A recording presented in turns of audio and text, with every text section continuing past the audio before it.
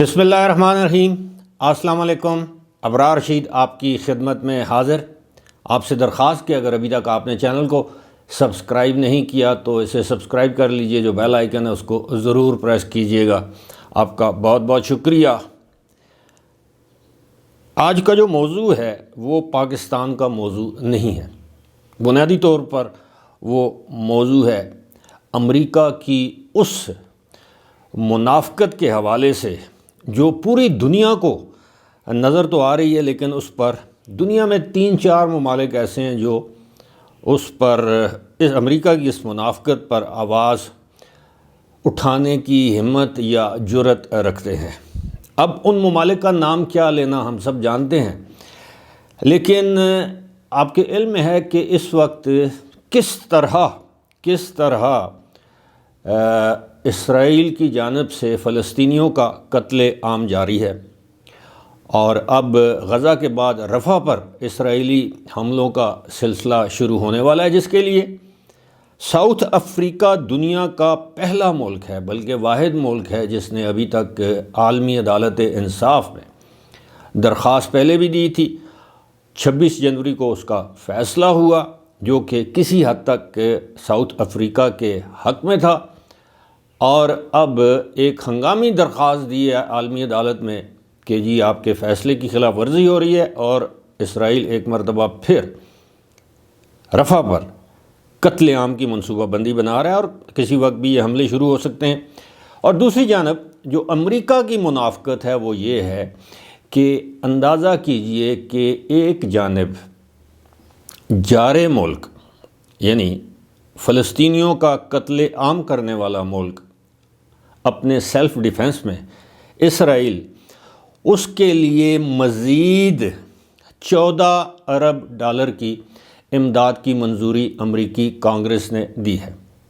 جی ہاں، ساتھ ہی ساتھ 61 ارب ڈالر یوکرین کے لیے امداد کی منظوری دی گئی ہے، اور اس کی وجہ یہ بتائی گئی ہے کہ جناب چونکہ یوکرین پر چڑھائی کی تھی رشیا نے، تو اس لیے یوکرین کا بڑا نقصان ہوا، تو لہٰذا یوکرین کی بھی امداد کی جائے۔ یعنی ایک جانب جس قوم پر جارحیت کی گئی، یعنی ایک ملک پر جارحیت کی گئی یوکرین، اس کو 61 ارب ڈالر کی امداد دینے کی منظوری ہو چکی ہے۔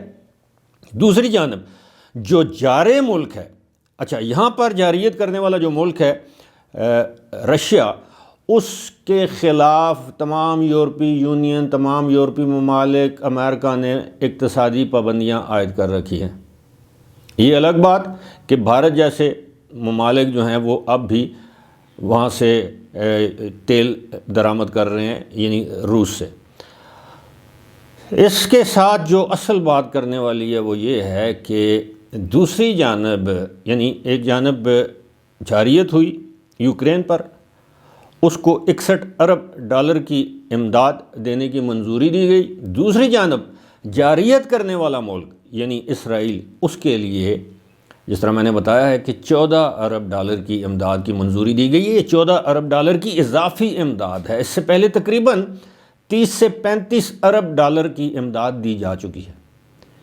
اب آپ اندازہ کیجئے کہ اس کو آپ منافقت نہیں کہیں گے تو اور کیا کہیں گے۔ دوسری جانب پاکستان میں انتخابات میں مبینہ دھاندلیوں کی بات آئے تو امریکہ اس پر احتجاج کرتا ہے۔ پوری دنیا میں انسانی حقوق کی خلاف ورزی یا خلاف ورزیاں ہوں تو اس پر امریکہ کی رپورٹ آ جاتی ہے، امریکہ کا احتجاج آ جاتا ہے، اور امریکہ سینکشنز بھی لگا دیتا ہے اگر ملک کمزور ہوں۔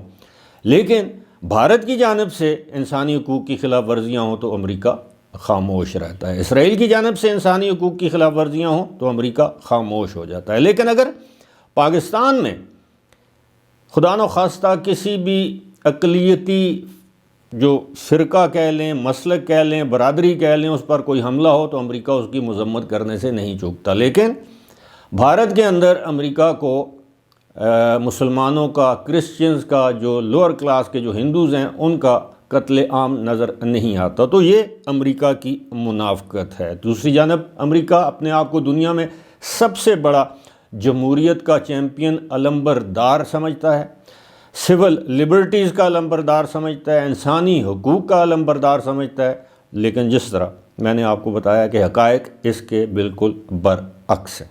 اب فیصلہ آپ لوگوں کا کہ آپ خود اندازہ کیجئے کہ اس وقت پوری دنیا میں امریکہ کا اگر تسلط ہے تو یہ تسلط کب تک قائم رہ سکتا ہے۔ فی الحال مجھے دیجیے اجازت، خدا حافظ۔